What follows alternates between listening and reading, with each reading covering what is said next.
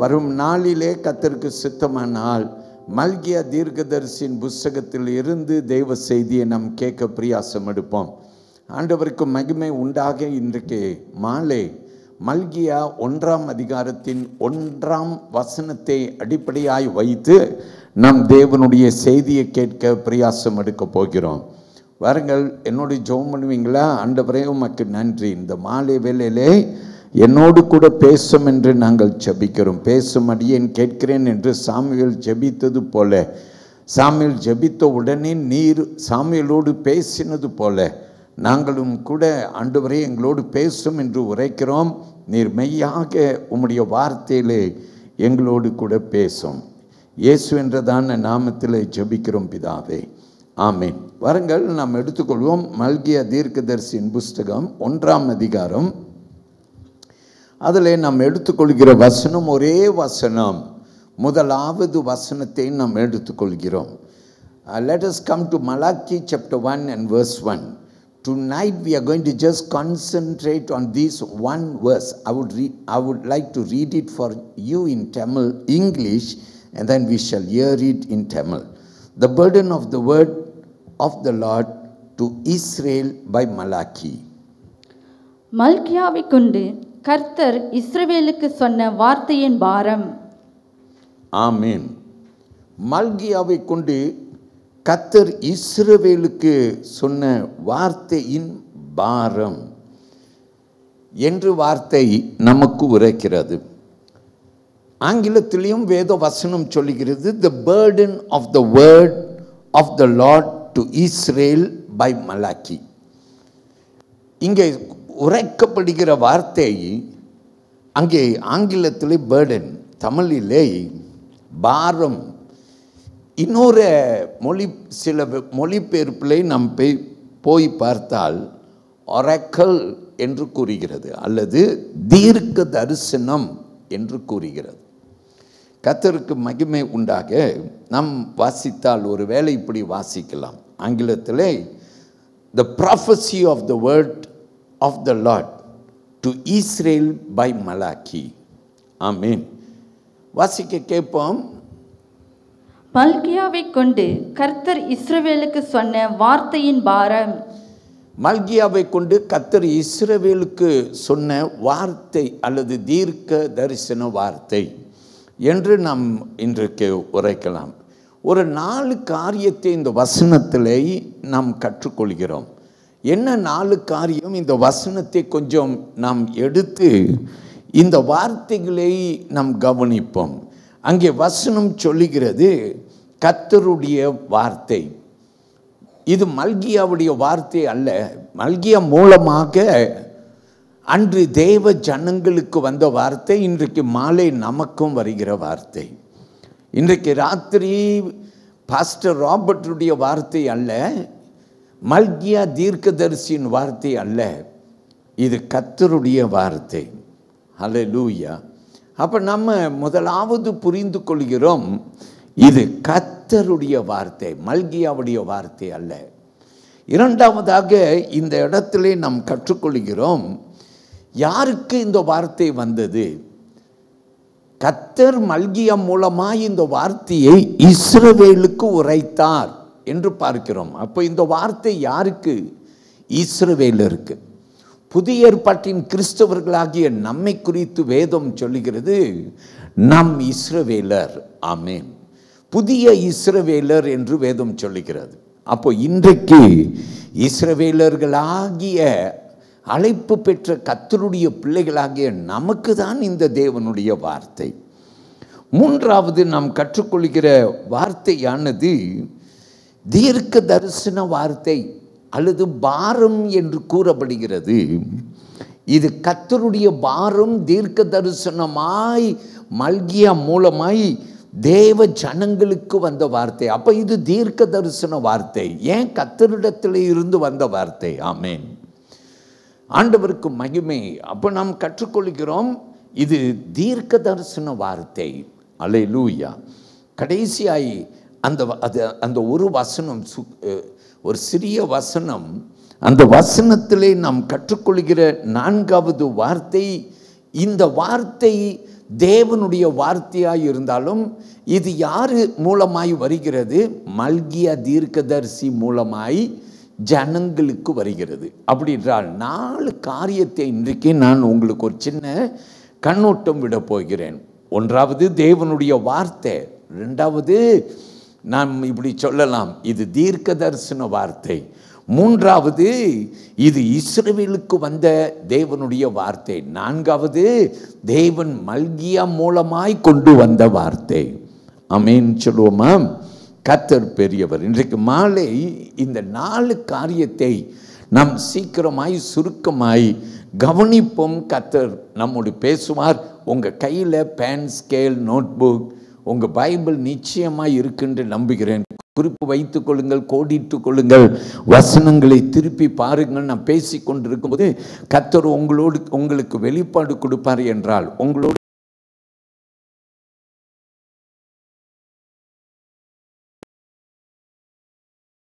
என்னோடு கூட நீர் பேசுகிறதற்காக உமக்கு நன்றி என்ற கர்த்தரிடத்திலே நாம் சொல்லலாம். பார்ப்போம்.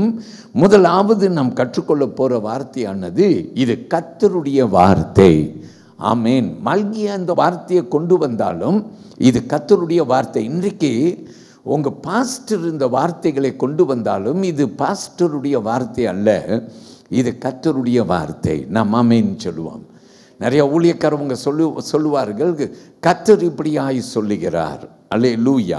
பிரியமான தெய்வ பிள்ளைகளே, நான் அடிக்கடி என்ன சொல்லுவேன், நான் உங்ககிட்ட சொல்லுவேன், நான் ஊழியத்துக்கு செமினரியில் படித்து வந்தவன். 5 வருஷம் இந்தியா தேசத்தில் போய் என் வாலிப வயதில் 21 வயதாக இருக்கும்போது நான் இந்தியாவுக்கு படிக்க போய் 26 வயதாக இருக்கும்போது 5 வருடங்கள் நான் படித்து வந்தேன்.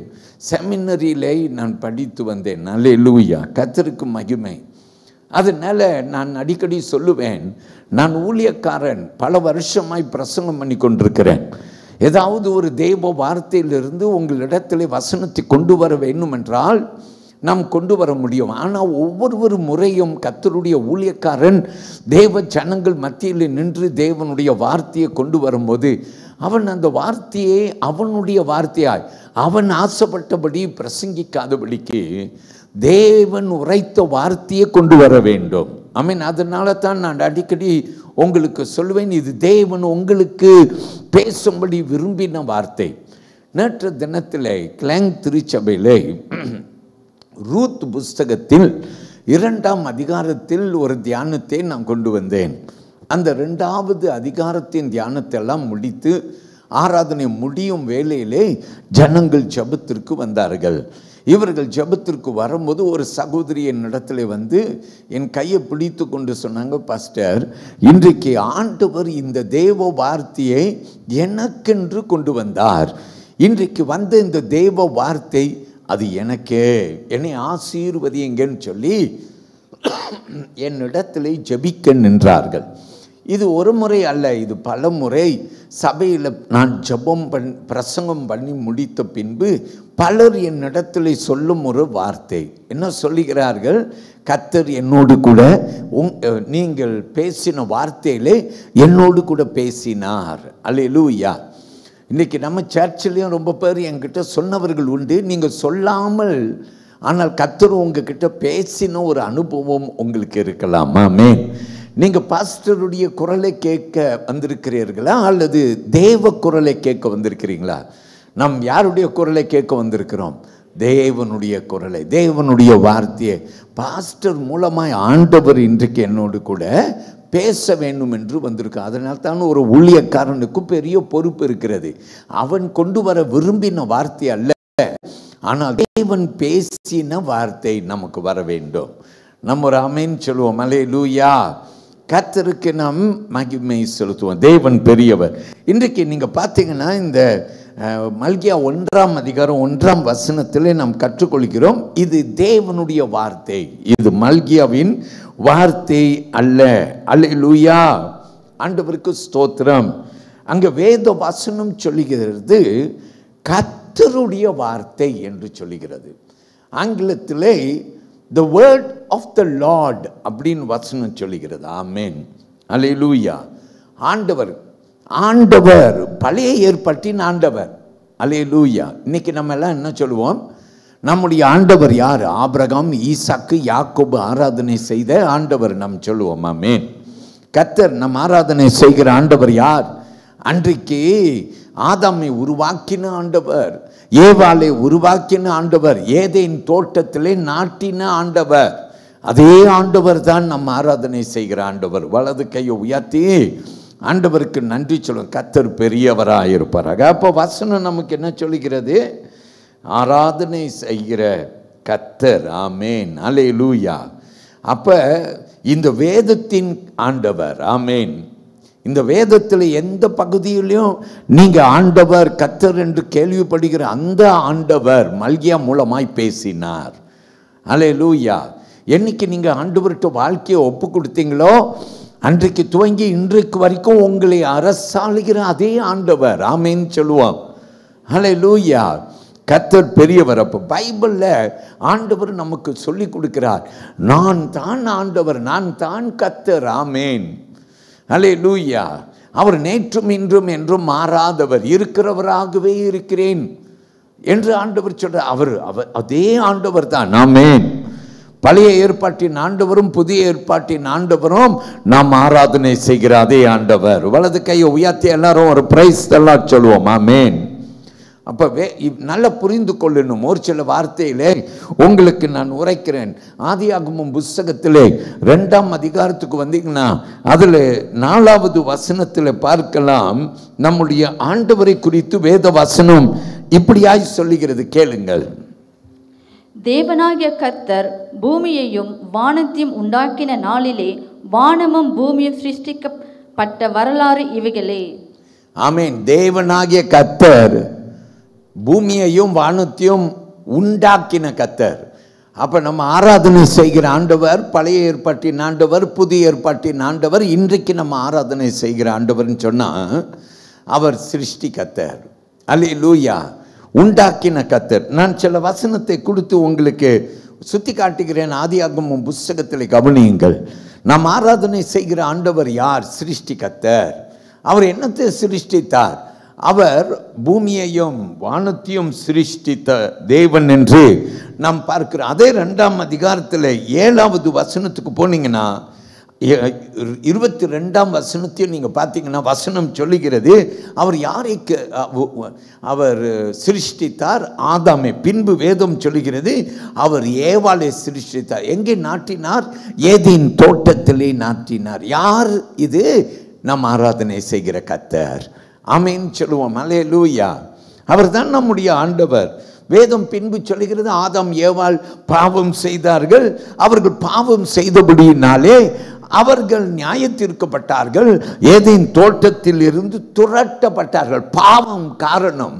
ஆமேன் என்று நாம் கற்றுக்கொள்கிறோம். இதெல்லாம் நாம் அறிந்திருக்கிறோம். நீங்க வேதத்தில் பார்க்கணும்னா நீங்க 3ஆம் அதிகாரத்திலே, ஆதியாகமம் 3ஆம் அதிகாரத்திலே வசனம் 8 துவங்கி நீங்க வாசித்து கொண்டு வரலாம்.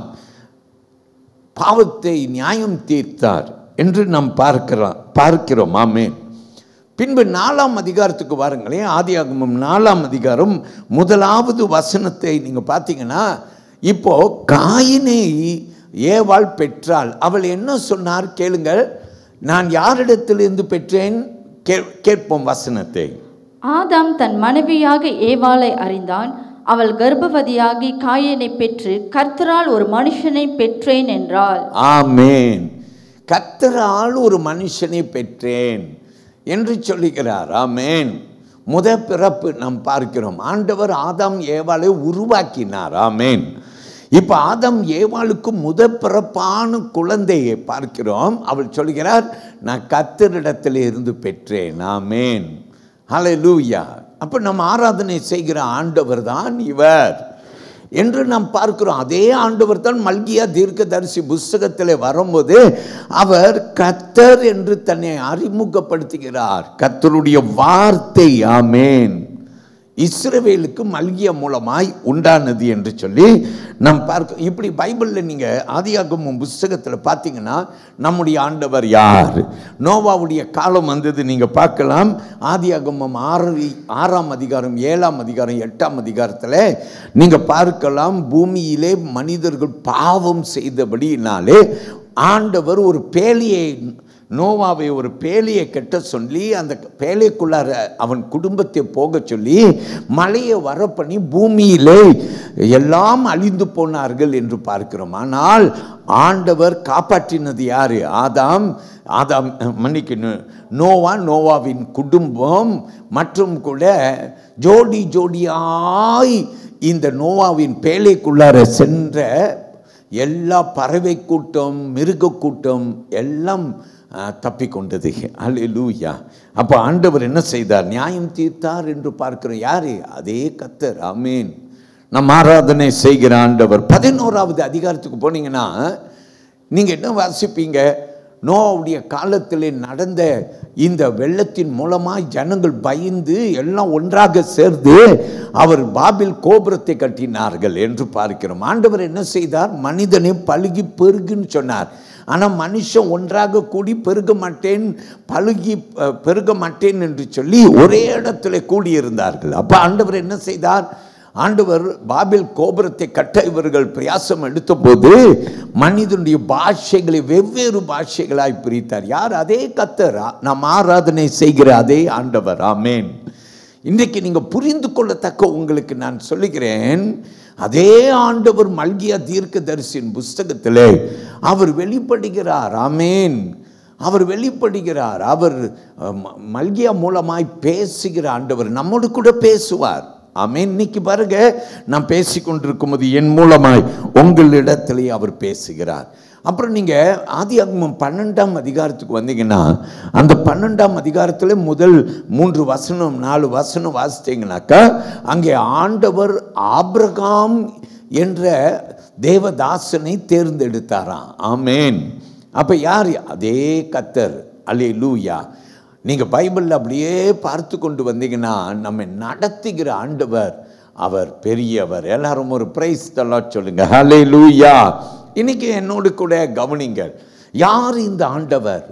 நான் உங்களுக்கு ஒரு சின்ன சுத்தி காட்டுகிறேன். ஆதியாகமம் புஸ்தகத்திலே அதே ஆண்டவர் தான் மல்கியா தீர்க்கதரிசியின் புஸ்தகத்திலே அவர் நமக்கு வெளிப்படுகிறார் என்று உங்களுக்கு நான் ஒரு வெளிப்பாடை கொடுக்கிறேன். நாம் சொல்லுவோம் ஆமென்.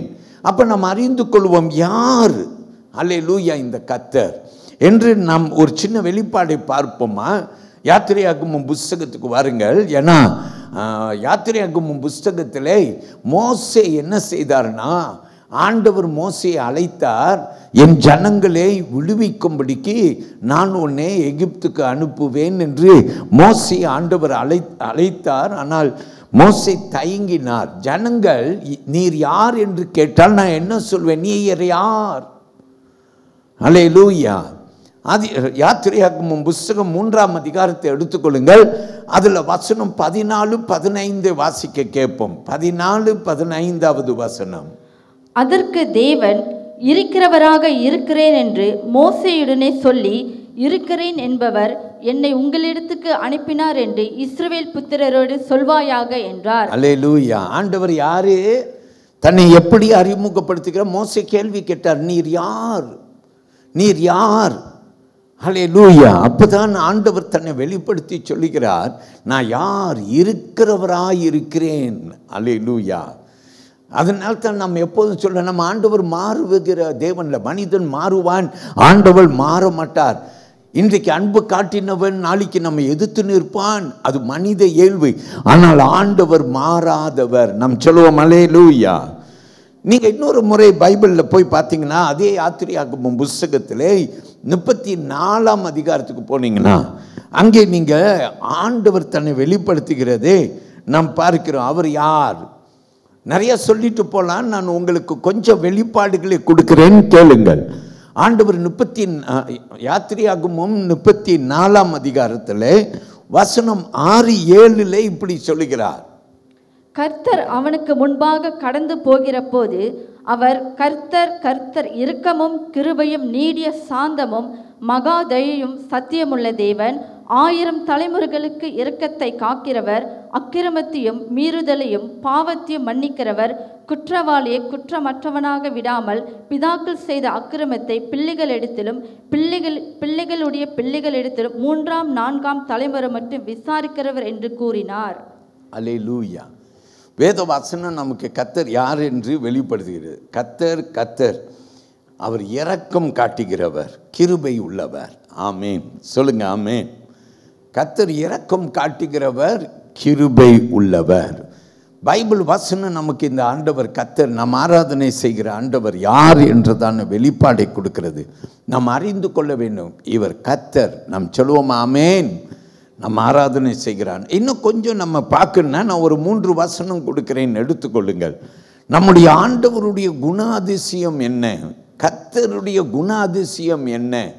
முதலாவது நாம் கற்றுக்கொள்ளலாம் அவருடைய குணம் என்னவென்றால், பழைய ஏற்பாட்டின்படி நீங்கள் பார்த்தீங்கன்னா அவர் அன்பு நிறைந்தவர்.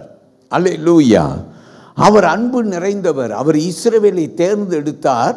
அவர் இஸ்ரவேல் மேலே தன்னுடைய அன்பை வெளிப்படுத்தினார். உங்களையும் என்னையும் ஆண்டவர் தேர்ந்தெடுத்திருக்கிறார்.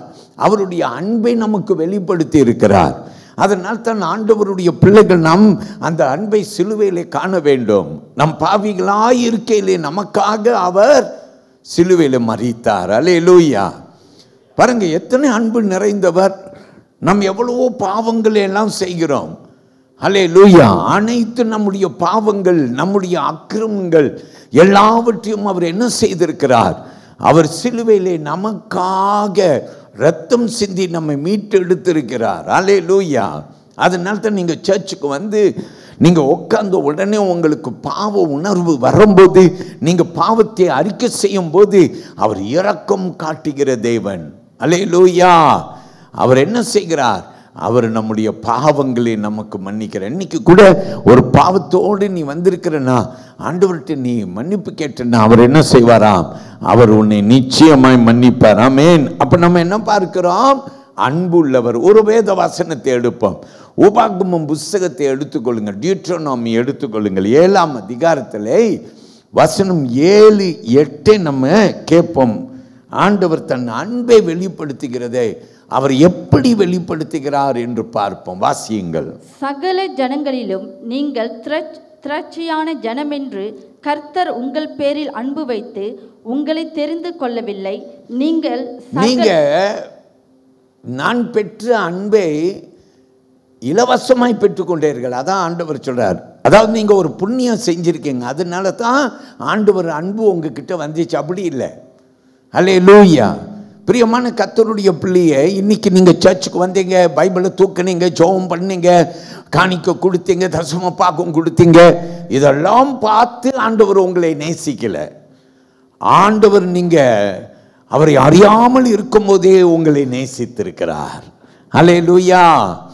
அதைத்தான் ஆண்டவர் வெளிப்படுத்துகிறார். நீங்கள் ஏதோ ஒரு புண்ணியம் செய்துட்டீங்க, அதனால தான் உங்களுக்கு இந்த தேவ அன்பு கிடைத்தது என்று அல்ல. அல்லேலூயா. இதை நாம் தொடர்ந்து கேட்போம். நீங்கள் சகல ஜனங்களிலும் கொஞ்சமாய் இருந்தீர்கள்.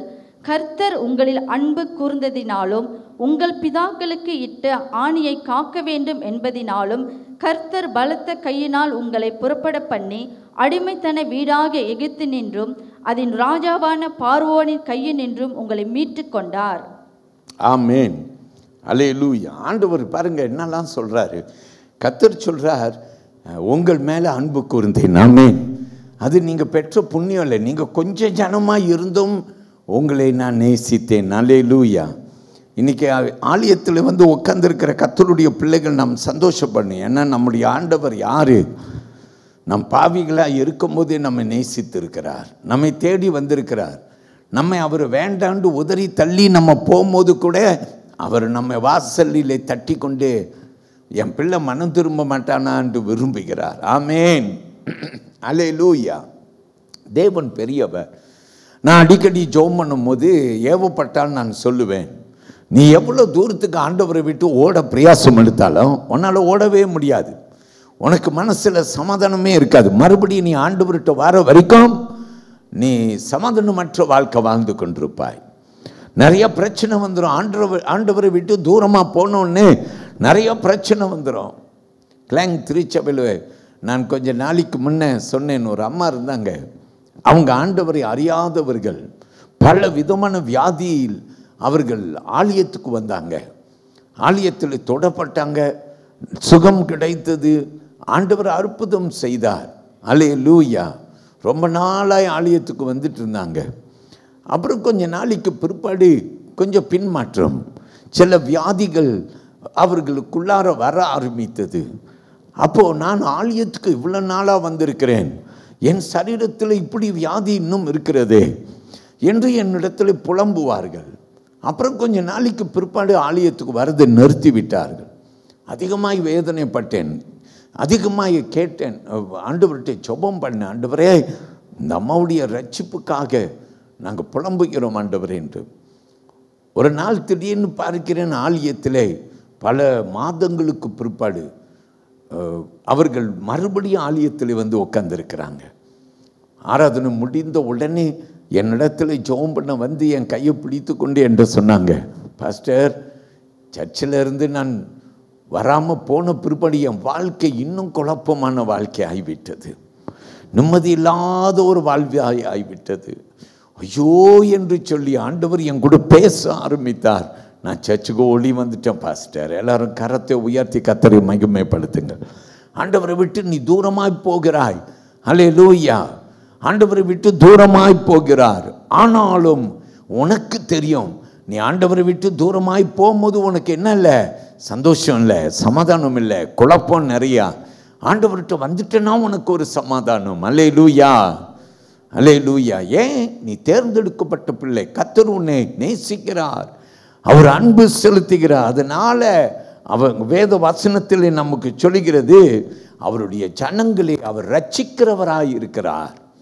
அப்போ முதல்ல அன்பு செலுத்துகிறவர், இரண்டாவது அவருடைய ஜனங்களை ரட்சிக்கிறவர்.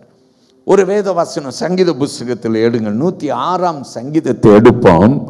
அதில் வசனம் 7-8 கவனிப்போம். 106ஆம் சங்கீதம் 7-8 வசனம் கேட்போம். எங்கள் பிதாக்கள் எகிப்திலே உம்முடைய அதிசயங்களை உணராமலும் உம்முடைய கிருபைகளின் திரட்சியை நினையாமலும் போய் சிவந்த சமுத்திர ஓரத்திலே கலங்கம் பண்ணினார்கள். ஆனாலும் அவர் தமது வல்லமையை வெளிப்படுத்தும்படி தம்முடைய வல்லமையை வெளிப்படுத்தும்படி தம்முடைய நாமத்தின் நிமித்தம் அவர்களை ரட்சித்தார். எல்லாரும் ஒரு ஆமீன் சொல்லுங்க. அப்போ முதல்ல நம்ம என்ன கற்றுக்கொள்கிறோம்? நம்முடைய ஆண்டவருடைய குண அதிசயம் என்னன்னா அன்பு காட்டுகிற குணம். ஆமேன், அல்லேலூயா. நம் பாவிகளாய் இருக்கும்போதே நம்ம மேலே அன்பு காட்டி இருக்கிறார். நாம் செய்த புண்ணியமே கிடையாது. ஆமேன். ஸோ ஆண்டவருக்கு நம்ம நன்றி சொல்ல. ரெண்டாவது, நம்மை ரட்சிக்கிறவர். அல்லேலூயா. உன்னை விடுவிக்கிறவர். நீ எந்த ஆபத்தில் சிக்கி கொண்டாலும் அதில் இருந்து உன்னை விடுவிக்கிற ஒரு ஆண்டவர் நம்முடைய ஆண்டவர். அல்லேலூயா. அவர் பெரியவர். மூன்றாவது ஒரு வார்த்தை, ஏசாயா 55ஆம் அதிகாரத்திற்கு வந்தீங்கன்னா அங்க வசனம் 10-11 நீங்க மூன்றாவது ஒரு காரியத்தை, முதல்ல அவர் அன்பு கூர்ந்தார், இரண்டாவது அவர் ரட்சித்தார், மூன்றாவது நாம் பார்க்கிறோம் அங்கே ஆண்டவர் ஏசாயா மூலமாய் பேசுகிறார். ஏசாயா 55 வசனம் 10-11 வாசியுங்கள். மாரியம் உறைந்த மலையும் வானத்திலிருந்து இறங்கி அவ்விடத்துக்கு திரும்பாமல் பூமியை நனைத்து அதில் முளை கிளம்பி விளையும்படி செய்து விதைக்கிறவனுக்கு விதையையும் புசிக்கிறவனுக்கு ஆகாரத்தையும் கொடுக்கிறது எப்படியோ அப்படியே என் வாயிலிருந்து புறப்படும் வசனமும் இருக்கும். அது வெறுமையாய் என் வாயிலிருந்து புறப்பட வசனமும் இருக்கும். அது வெறுமையாய் என்னிடத்திற்கு திரும்பாமல் அது நான் விரும்புகிறதை செய்து நான் அதை அனுப்பின காரியமாகும்படி வாய்க்கும். ஆமீன். கர்த்தர் சொல்ற, நான் அனுப்பின காரியம் வாய்க்கும்படி வாய்க்கும் என்று சொல்லுகிறார். எல்லாரும் சொல்லுங்க ஆமீன். கர்த்தர் உனக்காக ஒரு வார்த்தையை கொடுத்திருக்கிறார்னா அந்த வார்த்தை வெறுமையாய் போகாது. ஆமீன். இன்னைக்கு ராத்திரி ஆண்டவர் உங்ககிட்ட இந்த வேத வாக்கியத்திலே நான் தான் பேசுகிறேன், உங்க கூட நான் உறுதிப்படுத்துகிறேன். உன் பாஸ்டர் திறமையில பேசல, நான் பேச விரும்பினதை பேசுகிறேன். கர்த்தர் உறுதிப்படுத்துகிறார். அல்லேலூயா. அவருடைய வார்த்தை. பிரியமானவர்களை, கர்த்தர் உன்னோடு கூட அவர் பேசுகிற ஒரு தேவன். எல்லாரும் ஆமீன் சொல்லுவோம். அல்லேலூயா. கர்த்தருக்கு ஸ்தோத்திரம். பிரியமானவர்களே, இன்றைக்கு உலகத்தில் நிறைய பேர் நம்மக்கிட்ட பேச ட்ரை பண்ணுறாங்க. அல்லேலூயா. ஸோ கர்த்தர் பெரியவர். நிறைய குரலை நம்ம கேட்குறோம். காலையில் எந்திரிச்சதுலேருந்து அம்மா குரல், அப்பா குரல், அக்கா, அண்ணன், பள்ளிக்கூடத்தில் டீச்சர், வேலை இடத்துல நம் ஃப்ரெண்ட்ஸ், யார் யார் குரலெல்லாம் கேட்குறோம். எத்தனையோ குரலை கேட்குறோம். அல்லேலூயா. நம்ம நேரடியாக ஜனங்கள் குரலையும் கேட்குறோம். நம்ம இன்னைக்கு இருக்கிற சோஷியல் மீடியாவில் பலருடைய குரலை கேட்குறோம். அல்லேலூயா. பல குரல், நேரமே இல்லை. அல்லேலூயா. இன்னைக்கு நம்ம நிறையா குரலை கேட்குறோம். அந்த அத்தனை குரல் மத்தியிலே ஒரு குரல் தேவனுடைய குரல். அல்லேலூயா. ஆண்டவர் நம்மகிட்ட என்ன தெரியுமா சொல்றாரு? என் ஜனங்கள் அவர்கள் எல்லா சத்தத்தையும் எல்லா குரலையும் கேட்டு ஆனால் என்னுடைய குரலை கேளாமல் இருக்கிறார்கள். அல்லேலூயா. எத்தனை துயரம் தெரியுமா, எத்தனை துக்கம் தெரியுமா. அல்லேலூயா. உன் ஃபேஸ்புக்கை எடுக்கிற, உன் யூடியூப்புக்கு போகிற, அல்லது டிக்டாக் போகிற, இன்ஸ்டாகிராம் போகிற, நீ அப்படியே ப்ரௌஸ் பண்ணுற, பார்த்தா எல்லா குரலும் கேட்குறது. மணி போகிறதே தெரியல. குரலை நம்ம கேட்குறோம். நான் எல்லாரும் இப்படி செய்கிறோம். ஆனால் பிரியமானவர்களே, இத்தனை குரலின் மத்தியிலே தேவனும் நம்ம கூட பேச பிரயாசம் எடுக்கிறார். எல்லா குரலுக்கும் செவி கொடுக்கிறோம், ஆனால் தேவ குரலுக்கு நம் செவி கொடுக்காமல் இருக்கிறோம். இன்றைக்கு கர்த்தர் இந்த மிரக்கல் நைட்டில், இந்த அற்புத இரவு ஆராதனையிலே நம்மோடு கூட பேசி கொண்டிருக்கிறார். ஆமேன் சொல்லுங்க. ஆண்டவர் சத்தத்தை கேளுங்க. ஆமேன். அமைதியாக ஒரு நேரத்தை ஒதுக்கி ஆண்டவர் சத்தத்தை கேளுங்கள். அவர் நம்மோடு கூட பேச பிரயாசம் எடுக்கிற ஒரு ஆண்டவர். ஆல்ரைட், ரெண்டாவது வார்த்தைக்கு வருவோம். இது கர்த்தருடைய தீர்க்க தரிசன வார்த்தை. மல்கியா 1ஆம் அதிகாரம் 1ஆம் வசனம். கர்த்தருடைய பாரம் என்று நாம் பார்க்கிறோம். அல்லேலூயா. அது என்ன பாரம்னா, ஆண்டவர் அந்த பாரத்தை தீர்க்க தரிசனமாய் மோசே மூலமாய் உரைக்கிற தேவனுடைய வார்த்தை என்று நம்ம பார்க்கிறோம். எல்லாரும் ஆமீன் சொல்லுவோம். அல்லேலூயா. கர்த்தர் பெரியவர். இந்த வார்த்தையை, இந்த தேவ சத்தத்தை நம்ம எல்லாரும் கேட்க ஆண்டவர் நம் மத்தியில் விரும்புகிறார். அல்லேலூயா. ஆண்டவர் தீர்க்க தரிசனத்திலே நம்மோடு கூட பேசுகிறார். பிரபுக்கள் இருந்தார்கள். ஒரு ராஜாவை குறித்து சொல்லுகிறேன். செடக்கையா ராஜா என்று ஒரு ராஜா இருந்தவர். 2 நாளாகமம் புஸ்தகத்தை எடுத்துக்கொள்ளுங்கள். செடக்கையா என்ற ஒரு ராஜா இருந்தார். 36ஆம் அதிகாரத்திலே வசனம் 11-12 பாருங்க. அவன் 21 வயதாக இருக்கும்போது அவன் ராஜ பாரம் செய்ய ஆரம்பித்தான். ஆனால் வேதம் சொல்லுகிறது, அவன் தேவ சத்தத்தை கேட்காமல் போனான். வாசிக்க கேட்போம் அந்த வார்த்தையை. சிதேக்கியா ராஜாவாகிற போது 21 வயதாயிருந்து 11 வருஷம் எருசலேமில் அரசாண்டு தன் தேவனாகிய கர்த்தரின் பார்வைக்கு பொல்லாப்பானதை செய்தான். அவன் கர்த்தருடைய வாக்கை உரைத்த எரேமியா என்கிற தீர்க்கதரிசிக்கு முன்பாக தன்னை தாழ்த்தவில்லை. அல்லேலூயா. எரேமியா உரைத்த தேவனுடைய தீர்க்க தரிசன வார்த்தைக்கு அவர் கீழ்ப்படியில்ல, தன்னை தாழ்த்தல. அல்லேலூயா. கர்த்தர் பெரியவர். இன்னைக்கு நாமும் சொல்லலாம், பரிதாபம் இல்லைன்னு சொல்லலாம். ஆனால் ஆலயத்துக்கு வரோம், தேவ வார்த்தையை கேட்குறோம், நாமும் கேட்டுட்டு போயிட்டு தான் இருக்கிறோம். ஆனால் வாழ்க்கையில் மாற்றம் இல்லை. அல்லேலூயா. அப்படி என்றால் நாம் எப்படி வாழ்ந்து கொண்டிருக்கிறோம்? நாமும் சர்ச்சுக்கு வரோம், எத்தனையோ முறை சர்ச்சுக்கு வரோம், ஞாயிற்றுக்கிழமை தவறாமல் வரோம், புதன்கிழமை அற்புத இரவு கூட்டத்துக்கு வரோம். எத்தனையோ வார்த்தை நமக்கு வந்து கொண்டிருக்கிறது. இது மட்டும் அல்லாமல் நமக்கு நிறைய வீடியோ கிளிப்ஸ் வருது, தேவ வார்த்தையை கேட்கிறோம். அல்லேலூயா. வேதத்தை வாசித்தா தேவ வார்த்தையை கேட்குறோம். அல்லேலூயா. நம்ம ஒரு வேளை வார்த்தைகளை லைஃப்பில் ஆராதனைகள்லாம் பார்க்கக்கூடும். கர்த்தர் பெரியவர். பிரியமானவர்களே, ஆனாலும் தேவ வார்த்தைக்கு நம்ம என்ன செய்யல? செவி கொடுக்கல. செடக்கையா ராஜா தேவ வார்த்தைக்கு என்ன செய்யல? செவி கொடுக்கல, கீழ்ப்படியில. அல்லேலூயா. இன்னைக்கு நம்ம கேட்டுட்டு பசம் போயிட்டே இருக்கலாம். தேவ வார்த்தைக்கு கீழ்ப்படுகிறவன் பாக்கியவான். ஆமென்.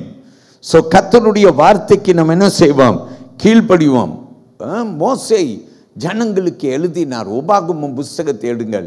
6ஆம் அதிகாரத்தில் நம்ம ஒரு சில வசனத்தை அப்படியே வாசிக்க கேட்போம். 4 to 9 வரைக்கும் நாம் கேட்போம். டியூட்ரோனமி சாப்டர் 6 verses 4 to 9 அந்த வசனங்களே நாம் கேட்போம். மோசே ஜனங்களுக்கு தேவனுடைய வார்த்தையை உரைக்கிறார். அல்லேலூயா. ஏன் உரைக்கிறார்? ஜனங்கள் கீழ்ப்படிவார்கள், அன்பு செலுத்துவார்கள். ஏன் பாஸ்டர் ஒவ்வொரு வாரமும் சிரமம் பாராது பிரசங்கம் பண்ணுகிறார்? கர்த்தருடைய பிள்ளைகள் தேவ வார்த்தையை கேட்டு கீழ்ப்படிவார்கள் என்று. ஆமேன். பாஸ்டர் மூலமா யார் பேசுகிறார்? ஆண்டவர் பேசுகிறார். நாம் கீழ்ப்படிவோம் என்று கர்த்தர் விரும்புகிறார். ஆண்டவரை நேசிப்போம் என்று கர்த்தர் விரும்புகிறார். அதே தான் மோசே விரும்பினார். கேட்போம் அந்த வசனத்தை. உபாகமம் 6 அதிகாரம் 4 துவங்கி 9 வரைக்கும். இஸ்ரவேலே கேள், நம்முடைய தேவனாகிய கர்த்தர் ஒருவரே கர்த்தர். நீ உன் தேவனாகிய கர்த்தரிடத்தில் உன் முழு இருதயத்தோடும் உன் முழு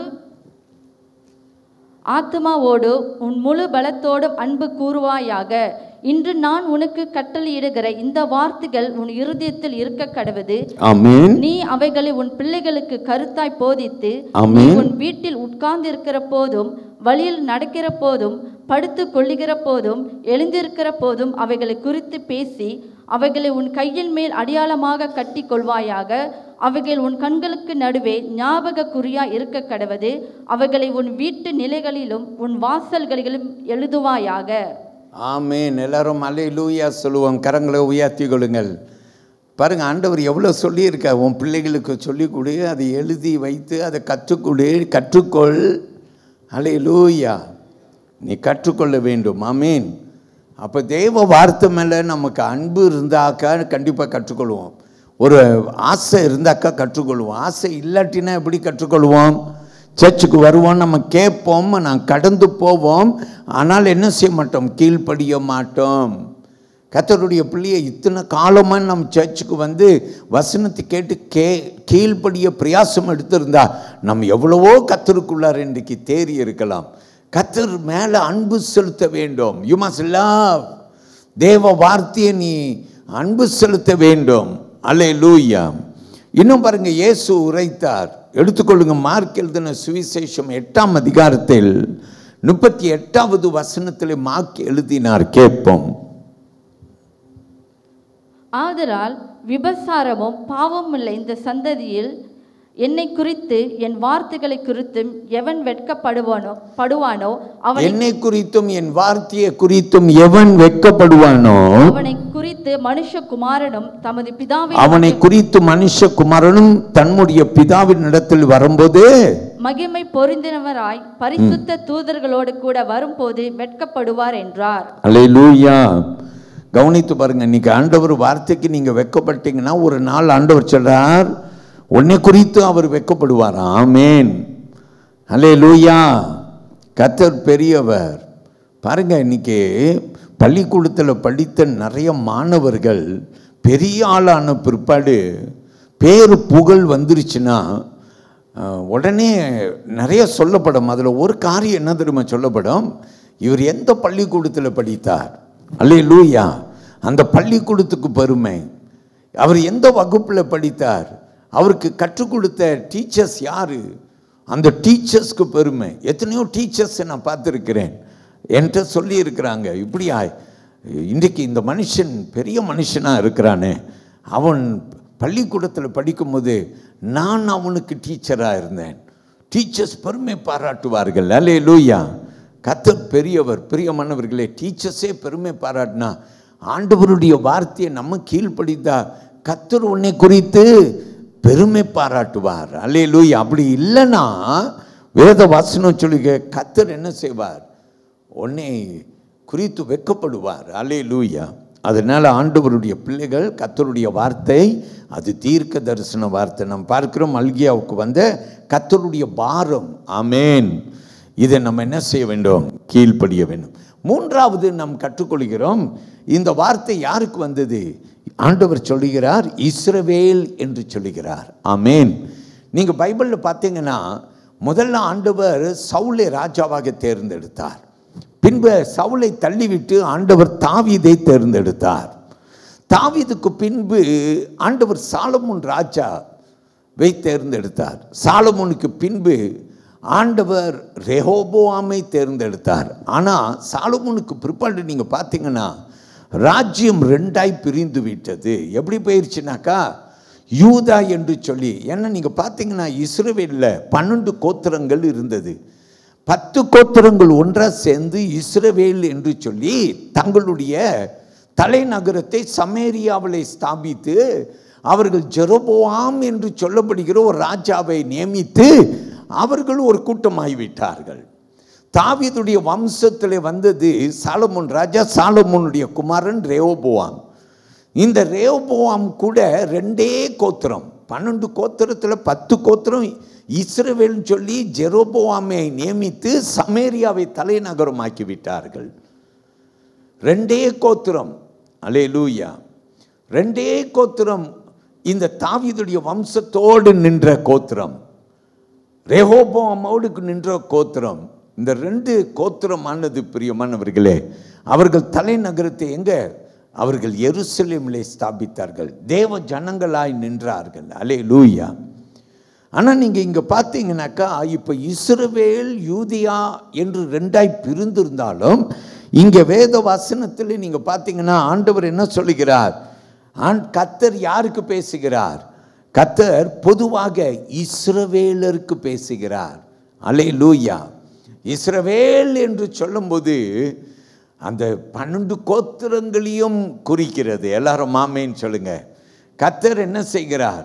எல்லாரையும் அவர் அங்கே கூறுகிறதே அவருடைய வார்த்தையை நாம் பார்க்கிறோம். ஆமேன். ஆண்டவருக்கு தனிப்பட்ட நபர்களாகிய நம் மேலே ஒரு கருணை இருக்குது இல்லை? எல்லாரும் ரட்சிக்கப்பட வேண்டும், யாருமே பின்மாற்றத்துக்கு போயிடக்கூடாது என்றது தேவனுடைய சித்தம். ஆனால் தேவனுடைய சித்தம், பெரிய சித்தம் என்னன்னாக்கா, எல்லா ஜனங்களும் ரட்சிக்கப்பட வேண்டும். ஆமேன். தனிப்பட்ட ஒரு நபரான நம்மகிட்டையும் பேசுகிறார் ஆண்டவர், பொதுவாக சபைக்கும் பேசுகிறார். ஆமேன். ஆண்டவர் சபையில் ஒரு 4 பேர் ரட்சிக்கப்பட வேண்டும் என்று விரும்பல, சபையே ரட்சிக்கப்பட வேண்டும் என்று விரும்புகிறார். போதகர் சபையில் பேசிக்கொண்டிருக்கிறேன், நான் பேசிக்கொண்டிருக்கும் போது இந்த சபையில் ஒருவேளை ஒரு பாதி பேர் ரட்சிக்கப்பட்ட போதும் என்று பாஸ்டர் பேசுவாரா? இல்லை. பாஸ்டர் எப்படி பேசுவார்? சபையே ரட்சிக்கப்பட வேண்டும். அல்லேலூயா. மனம் திரும்பாத எல்லாரும் ரட்சிக்கப்பட வேண்டும். எல்லாரும் சொல்லுங்க ஆமேன். எல்லாரும் ரட்சிக்கப்பட வேண்டும். ஆமேன். நீ ரட்சிக்கப்பட்டுட்டேன்னா உனக்கு என்ன விருப்பம் வரும்? நீ ஒருத்தர் மட்டும் ரட்சிக்கப்பட்டிருக்க, உன் வீட்டில் எல்லாரும் என்ன ரட்சிக்கப்படல, உனக்கு ஒரு ஆசை வரும், உன் வீட்டார் எல்லாரும் ரட்சிக்கப்பட வேண்டும், உன் ஃப்ரெண்ட்ஸ் எல்லாரும் ரட்சிக்கப்பட வேண்டும், உன் தேசம் ரட்சிக்கப்பட வேண்டும். ஆமேன். நம் ஜனங்கள் ரட்சிக்கப்பட வேண்டும். இப்படி நம்ம எல்லாருக்கும் ஒரு ஆசை வரும். ஆமேன். அதே போல தான் ஆண்டவர் தனிப்பட்ட நபர்களாகிய நம்மிடத்தில் பேசுகிற ஆண்டவர், அவர் பொதுவாக அவர் ஜனங்கள் எல்லாருக்கும் பேசுகிறார். ஆமேன் சொல்லுங்க. அல்லேலூயா. இன்னைக்கு வந்திருக்கிற கர்த்தருடைய பிள்ளையே சபையாகிய நமக்கு பேசுகிறார். இன்னைக்கு வந்திருக்கிற கர்த்தருடைய பிள்ளையே குடும்பமாக உன் குடும்பத்துக்கு பேசுகிறார். இன்னைக்கு வந்திருக்கிற கர்த்தருடைய பிள்ளைகளே அவர் தனிப்பட்ட நமக்கும் பேசுகிறார். எல்லாம் ஆமேன் சொல்லுங்க. அல்லேலூயா. கர்த்தர் அவர் பேசுகிற ஒரு தேவனாய் இருக்கிறார். எல்லாரும் ஆமேன்னு சொல்லுங்க. நீங்கள் வீட்டுக்கு போய் இன்றைக்கி மல்கியா தீர்க்கதரிசியின் புஸ்தகத்தில் நீங்கள் 2ஆம் அதிகாரத்தில் நீங்கள் போய் அந்த அதிகாரம் முழுவதும் நீங்கள் போய் வாசிக்கலாம். கர்த்தருடைய வார்த்தை பொதுவாக எல்லாருக்கும் வருகிறது. அல்லேலூயா. தம் ஜனங்களான எல்லாருக்கும் கர்த்தருடைய வார்த்தை வருகிறது. ஆமேன். அதனால இன்னைக்கு நம்ம அறிஞ்சுக்கொள்வோம் தேவனுடைய வார்த்தை நம் யாவருக்கும். எல்லாரும் ஒரு பிரைஸ் எல்லாம் சொல்லுவோமா? அல்லேலூயா. கர்த்தருக்கு ஸ்தோத்திரம். 4வது காரியத்தை நான் சீக்கிரமாய் முடிக்கிறேன். ஆண்டவருடைய வார்த்தை யார் மூலமாய் வருகிறது? மல்கியா தீர்க்கதரிசி மூலமாக வருது. இன்னைக்கு உங்களுக்கு ஆண்டவருடைய வார்த்தை யார் மூலமாய் வருகிறது? உங்களுடைய போதகரான என் மூலமாய் ஆண்டவருடைய வார்த்தை நமக்கு வருகிறது. எல்லாரும் பிரைஸ் எல்லாம் சொல்லுவோமா? அல்லேலூயா. அப்போஸ்தலர் தீர்க்கதரிசியின் புஸ்தகத்திலே 7ஆம் அதிகாரத்திலே 38வது வசனத்துக்கு வந்தீங்கன்னாக்கா வாசிக்க கேட்போம். அப்போஸ்தலர் 7ஆம் அதிகாரம், Acts of the Apostle chapter 7 and verse 38 வாசிக்க கேட்போம். சீனாய் மலையில் தன்னுடனே பேசின தூதனோடும் நம்முடைய பிதாக்களோடும் கூட வனாந்தரத்திலே சபைக்குள்ளிருந்தவனும் நமக்கு கொடுக்கும்படி ஜீவ வாக்கியங்களை பெற்றவனும் இவனே. அல்லேலூயா. யார் அது?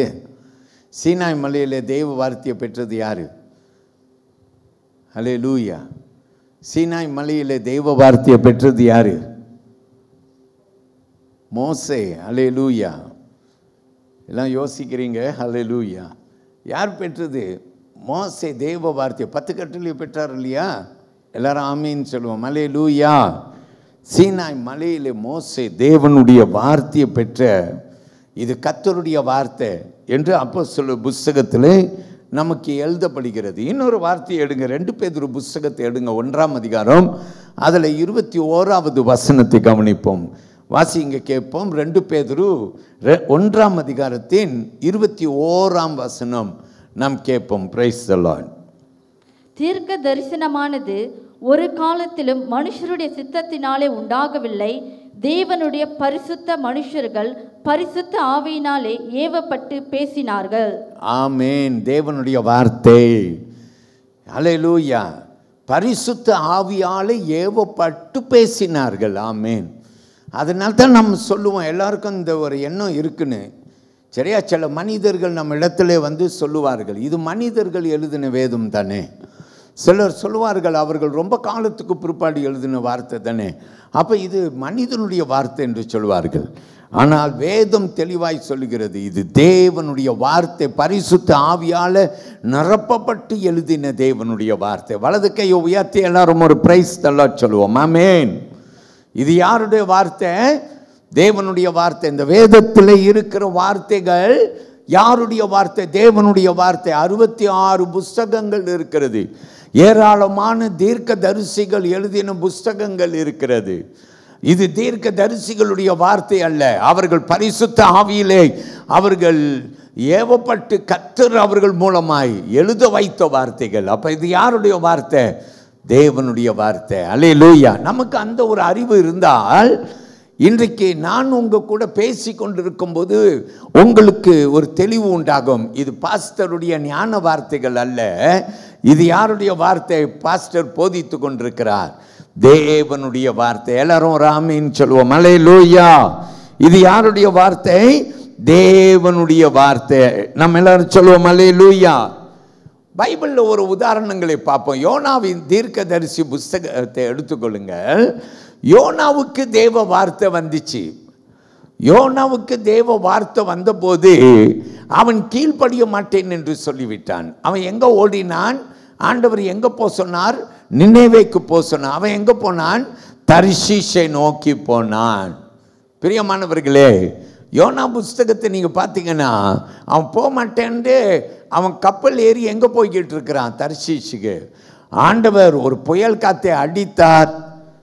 அந்த கப்பல் ஓட்டிகள் எல்லாம் என்ன செய்தாங்க? அவர்கள் யாவரும் பேர்களை குலுக்கி போட்டார்கள். யோனா பேர் வந்துச்சு. இவனால தான் நமக்கு இந்த தரித்திரம். அவனை தூக்கி கடலில் போட்டு, சமுத்திரத்தில் போட்டு விட்டார்கள். உடனே கொந்தளிப்பு நின்று விட்டது. அப்படின்னா கண்டிப்பா என்ன? இவனால தான். ஆமேன். தேவ கோப ஆக்கினைக்கு ஆளானான். அல்லேலூயா. மீன் வயிற்றுக்குள்ளார 3 நாட்கள் கிடந்தான். அல்லேலூயா. எங்க வந்து விழுந்தான்? நினைவே பட்டணத்தில் விழுந்தான். வேற வழியே இல்லை அவனுக்கு. அல்லேலூயா. அரமனசா அவன் என்ன செய்தான்? அவன் தேவனுடைய வார்த்தையை பிரசங்கித்தான். அல்லேலூயா. கர்த்தருக்கு மகிமை உண்டாகட்டும். வேதம் என்ன தெரியுமா சொல்லுது? நினைவே பட்டணம் ராஜாவை என்ன தெரியுமா செய்தாராம்? தன் கிரீடத்தை கழட்டி வைத்து மனம் திரும்பினாராம். அந்த நினைவே பட்டணத்தார்கள் எல்லாரும் மனம் திரும்பினார்கள். தேவன் கொண்டு வருவேன் என்று சொன்ன கோப ஆக்கினியை கொண்டு வரல என்று வேதம் சொல்லுகிறது. ஒரு ஆமேன்னு சொல்லுங்க. அல்லேலூயா. மனம் திரும்பினால் கர்த்தர் என்ன செய்வார்? அவர் கொண்டு வருவேன் என்று சொன்ன அந்த அவருடைய கோப ஆக்கினைக்கு நம்ம தப்பித்துக் கொள்வோம். ஆமேன். சில சமயத்தில் நமக்கு விரோதமாக தேவனுடைய பட்டயம் வருகிறது, தேவனுடைய கோபம் வருகிறது. மனம் திரும்ப ஆரம்பிக்கிறோம். ஐயோ என்று மார்பிள் அடிக்கிறோம். ஆண்டவர் என்ன செய்கிறார்? அவர் இரக்கம் பாராட்டுகிறார். யோனா புஸ்தகம் 1ஆம் அதிகாரம் 10வது வசனத்தை வாசிக்க கேட்போம். அவன் கர்த்தருடைய சமூகத்தினின்று விலகி ஓடி போகிறவன் என்று தங்களுக்கு அறிவித்ததினால் அந்த மனுஷர் மிகவும் பயந்து அவனை நோக்கி, நீ ஏன் இதை செய்தாய் என்றார்கள். அல்லேலூயா. கர்த்தருக்கு ஸ்தோத்திரம். எல்லாரும் ஆமீன் சொல்லுவோமா? தேவன் நம்மை ஆசீர்வதிப்பாராக. கர்த்தர் நம்ம மத்தியிலே பெரிய காரியத்தை செய்வார். இன்னொரு மனுஷனை நான் எடுக்கிறேன். எரேமியா புஸ்தகத்தை எடுத்துக்கொள்ளுங்கள். 15ஆம் அதிகாரத்தை எடுத்துக்கொள்வோம். அதில் 16வது வசனத்தை எனக்கு வாசியுங்கள். Price the Lord. உம்முடைய வார்த்தைகள் கிடைத்தவுடனே அவைகளை இப்போ கவனிங்க, எரேமியாவுடைய குணம் பாருங்க. தேவனுடைய வார்த்தை எரேமியாவுக்கு வந்த உடனே எரேமியா என்ன செய்தாராம்? வாசிங்க. அவைகளை உட்கொண்டேன், அவைகளை உட்கொண்டேன். உம்முடைய வார்த்தைகள் எனக்கு சந்தோஷமும், உம்முடைய வார்த்தைகள் எனக்கு சந்தோஷமும், இருதயத்துக்கு மகிழ்ச்சியுமாய் இருந்தது. சேனைகளின் தேவனாகிய கர்த்தாவே, உம்முடைய நாமம் எனக்கு தரிக்கப்பட்டிருக்கிறது. எல்லாரும் சொல்லுங்க ஹல்லேலூயா. என்ன நம்ம கற்றுக்கொள்றோம்னா, தேவ வார்த்தை எரேமியாவுக்கு வந்தது. அந்த வார்த்தையை எரேமியா என்ன செய்தார்? சந்தோஷத்தோடு ஏற்றுக்கொண்டார் அப்படின்னு வேத வசனம் சொல்லுகிறது. Praise the lord. ஹல்லேலூயா. பிரியமான கர்த்தருடைய பிள்ளைகளே, ஆனால் பிற்பாடு நீங்கள் எரேமியாவை பார்த்தீங்கன்னாக்கா கொஞ்சம் ரொம்ப நாள், ஏன்னா எரேமியா ரொம்ப கஷ்டப்பட்டார் ஊழியத்தில். எல்லாரும் எரேமியா வார்த்தையை கேட்க மாட்டேன்ட்டு எல்லாரும் எரேமியாவுக்கு துன்பத்தை கொடுத்தார்கள். ராஜாக்களில் இருந்து எல்லாரும் எரேமியாவுக்கு துன்பத்தை கொடுத்தார்கள். எரேமியாவுக்கு பேர் என்ன தெரியுமா? புலம்பலின் தீர்க்கதரிசி. புலம்பிக் கொண்டே மனம் திரும்புங்கன்னு புலம்பிக்கிட்டே இருப்பார். ஜனங்கள் மனம் திரும்ப மாட்டார்கள். இன்றைக்கி ரொம்ப பேர் அப்படி தான். பாஸ்டர் பிரசங்கத்தை அடிக்கடி கேட்கறதுனால, பாஸ்டர் குரலை கேட்டதுனால, பாஸ்டருடைய குரல் எப்போதும் கேட்கறதுனால, பாஸ்டருடைய வார்த்தைகள் நமக்கு எப்போதும் கேட்குற வார்த்தை ஆயிட்டு, அதனால் நமக்கு அந்த வார்த்தைகள் பயனற்ற வார்த்தைகளாகி போய் விடுகிறது. ஆனால் எரேமியாவை குறித்து சொல்லுகிறது, எரேமியா கர்த்தருடைய வார்த்தையை கேட்டபோது அது மனமகிழ்ச்சியாக என்ன செய்தானா? ஏற்றுக்கொண்டான். ஆமென். ஹல்லேலூயா. பின்பு எரேமியாவுக்கு நிறைய கஷ்டங்கள் எல்லாம் பட்டபோது எரேமியா எழுதுகிறார் பாருங்க. 20ஆம் அதிகாரத்தில் வசனம் 14 to 18 வரைக்கும் ஒரு சின்ன வார்த்தையை வாசித்து பார்ப்போம். கேளுங்கள். நான் பிறந்த நாள் சபிக்கப்படுவதாக, என் தாயார் என்னை பெற்ற நாள் ஆசீர்வதிக்கப்படாதிருப்பதாக. உமக்கு ஒரு ஆண் பிள்ளை பிறந்ததென்று என் தகப்பனுக்கு நற்செய்தியாக அறிவித்து அவனை மிகவும் சந்தோஷப்படுத்தின மனுஷன் சபிக்கப்பட கடவன். அந்த மனுஷன் கர்த்தர் மனம் பாராமல் கவிழ்த்து போட்ட பட்டணங்களைப் போலிருந்து காலமே. போதும் அம்மா, வாசித்து கொள்ளுங்க. நம்ம என்ன பார்க்கிறோன்னா, அவன் பிறந்த நாளை சபிக்க ஆரம்பித்து விட்டான். ஏன்? ஜனங்கள் மனம் திரும்பலை. நான் என்ன செய்வேன்? ஒரு ஊழியக்காரனுக்கு அவ்வளோ வருத்தம் பாருங்க. ஜனங்கள் மனம் திரும்பவில்லை. அல்லேலூயா. மனம் திரும்பாமல் இருக்கிறார்கள். ஐயோ, நான் இவ்வளோ பிரசங்கம் பண்ணிட்டேன், யாரும் கேட்கல. எரேமியா புலம்புகிறார். எந்த அளவுக்கு புலம்புகிறார்? தன் பிறந்த தினத்தை எண்ணி புலம்புகிறார். நான் பிறக்கம் இருந்திருந்தால் நலமாக இருக்குமே என்று அழுகிறார். அல்லேலூயா. பைபிள் இப்படி நிறைய பார்க்கிறோம். பவுல் என்பவர் பிரசங்கம் பண்ண ஆரம்பித்த பிற்பாடு அவர் சொல்லுகிறார், கிறிஸ்து உங்களுக்குள்ளார உருவாகும்படிக்கு நான் கர்ப்ப வேதனை படுகிறேன் என்று சொல்லுகிறார். அல்லேலூயா. கர்ப்ப வேதனை தெரியுமா? ஒரு தாய் குழந்தையை பெற்று எடுப்பதற்கு முன்பு அவள் படுகிற அந்த வேதனை இருக்க, உலகத்திலேயே வலிக்கக்கூடிய ஒரு பெரிய வலி. பல வலி இருக்கு இல்லையா? காயம் பட்ட வலி இருக்குது, ஆப்ரேஷன் செஞ்ச வலி இருக்குது, என்னென்னமோ வலியெல்லாம் இருக்குல்ல. ஆனால் கர்ப்ப வலி இருக்குதே, அதுதான் மோசமான வலி என்று சொல்வார்கள். அல்லேலூயா.